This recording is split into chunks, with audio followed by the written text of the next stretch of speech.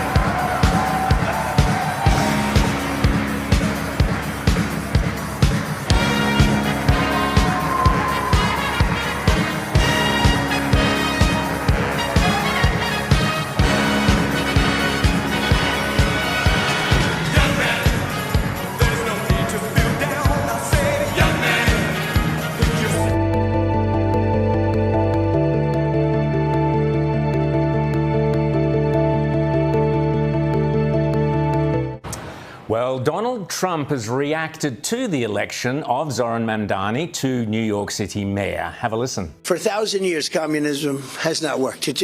Communism or the concept of communism has not worked. I tend to doubt it's going to work this time. Did you see his victory speech? No, it's literally never worked. Yeah, I thought it was a very angry speech, certainly angry toward me, and I think he should be very nice to me. You know, I'm the one that sort of has to approve a lot of things coming to him, so he's off to a bad start. And here was Mamdani speaking about and slamming Donald Trump. I think the lesson for the president is that it's not enough to diagnose the crisis in working class Americans' lives. You have to deliver on addressing that crisis. What scares Republicans across the country is the fact that we will actually deliver on this agenda. And the contrast is something that they cannot bear to witness. The capitalist versus the communist. Joining me now from Tucson, Arizona is political commentator Stephanie Hamill. Stephanie, great to see you. Thanks for coming on board. What's your reaction to the communist in New York versus the capitalist in the White House? Well, I think President Trump hit the nail right on the head when he was talking about Mamdani, which is socialism and communism doesn't work. It's never worked. If you pick up any history book, it will tell you so. And unfortunately, so many young people don't really understand the horrors of socialism and communism, which is why I think they supported him in such great numbers. I think about my own education history. I actually didn't learn about socialism until I was out of college. It is a crazy thing to think. And so that's why I think so many young people are really dismissive of it. And I would like to see Mamdani's programs work. Like, that's awesome. Free train rides, free childcare, free this, free that. But unfortunately, somebody's going to have to pay for it at some time. And eventually, they're going to run out of people's money. They are going to scare all of the wealthy people who pay the taxes out of New York. Why would they stay there when they're going to get taxed out of oblivion? So they're going to have to move on. And so it is really concerning where the left is going, that they've gone so far to the left that they would elect somebody like him. But to be fair, the Democrats in New York really had some terrible candidates to choose from. Well, Stephanie, I love your observation that you didn't learn about socialism until you'd left college or university, as we say.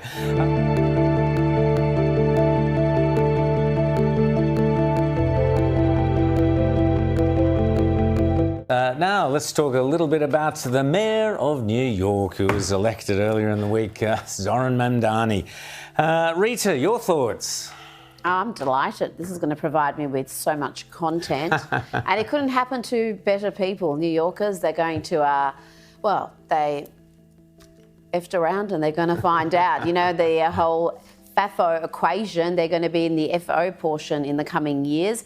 But really, what happened in New York City, and also we had governor races we had a number of races in Virginia and New Jersey. Democrats did well in all of them. It was a clean sweep. They are all areas where Kamala Harris won. So it's not exactly a huge shock that the Democrats have done well there. But the women determine these elections. The percentage of women, particularly young women, backing these leftists, including Mamdani, is quite remarkable. So this is going to be very interesting to see if it's a trend that the Republicans are going to tackle the way they tackle the young vote, the way they're tackling the Latino and black vote by fracturing, that support for the Democrats. Young women are proving to be a problem for Republicans, and the percentages are just wild when you look at the numbers supporting someone like Mamdani. Well, it's interesting. I mean, I think we have to separate with this one here. We have to separate the race in New York City from the other races. You know, New Jersey was always going to be Democrat. Let's be honest about that. And Virginia, I mean, Northern Virginia, which is basically a big suburb of Washington, D.C., that's always going to be Democratic, particularly, you know, during a government shutdown when everybody's cross about their pay. The Mamdani situation, though, is really interesting because he did well across the board with Gen Z. So normally we've seen these sort of gender divides here, but the exit polls suggest that young women, that's the 18 to 29 Zoomers, Gen Zs, they went 80%. Yes. 80% Huge. for Mamdani. But that same exit poll had it at 68%. 68% of young men, or identifying as men because it's New York in 2025.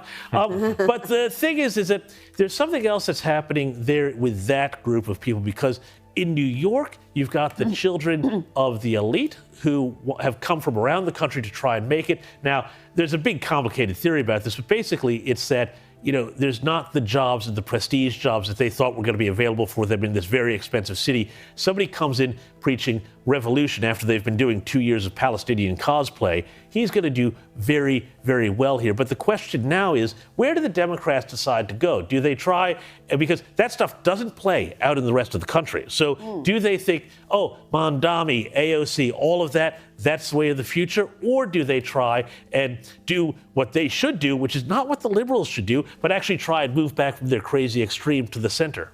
Well, the radical left of the Democrats is leading the party right now. I mean, there's no doubt that's the natural leadership at the moment in that vacuum. It is going to be fascinating to see what happens, but it's also interesting to look at the demographics of native-born New Yorkers compared to those who have come from all parts of the world. Again, that is something else that the Republicans have been speaking openly about, something we're not allowed to do in this country apparently, but where the Democrats are and have tried for a long time to import voters, to just let go of any sort of border control, as we saw under the Biden administration. So that I think that is going to be, again, a focus for the Republicans coming into the midterms. This was another really interesting thing that came out of it. The people who voted most for Andrew Cuomo, who was the only other real candidate that was, you know, active there, Andrew Cuomo, you know, he was the former New York governor, Democrat, turned independent.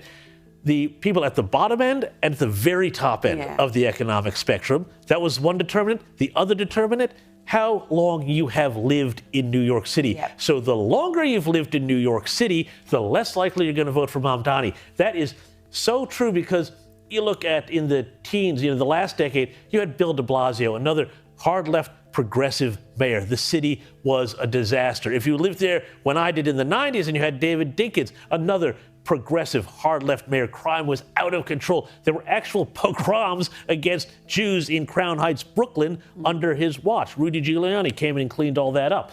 This is the thing. The more time you spend there, the more you get that New York BS detector, and you know what's going to work and what's not. Unfortunately, because so many people come from around the country and around the world, you know, they don't have that institutional memory. And that's why every 20 years or so, New York has to go through this period of reaping after sowing, or FOing after FAing. Well, I just hope the New Yorkers, the Mamdani refugees who are going to be flooding the red states, Texas, Florida, Tennessee, elsewhere, that they do not bring their voting patterns with them, because that is what the red states are worried about, because the real estate agents in places like Florida are absolutely celebrating. Yeah, they're having a great time. They're going to be very rich. But what we don't want is them going into those sorts of places and turning it into Austin, basically destroying a beautiful city with their Californian, New Yorker voting patterns. Yeah, well, the bottom line is very simple, that Mamdani is the personification of the absolute schizophrenia in the modern left. He's a hardcore Muslim on the one hand, and he's selling the whole progressive, transgender, LGBTQ on the other. These two worlds are incompatible with each other. He is a walking contradiction. He's the schizophrenic mayor, and that will implode. One of those two sides will have to dominate the other, and I reckon I can guess which one it'll be.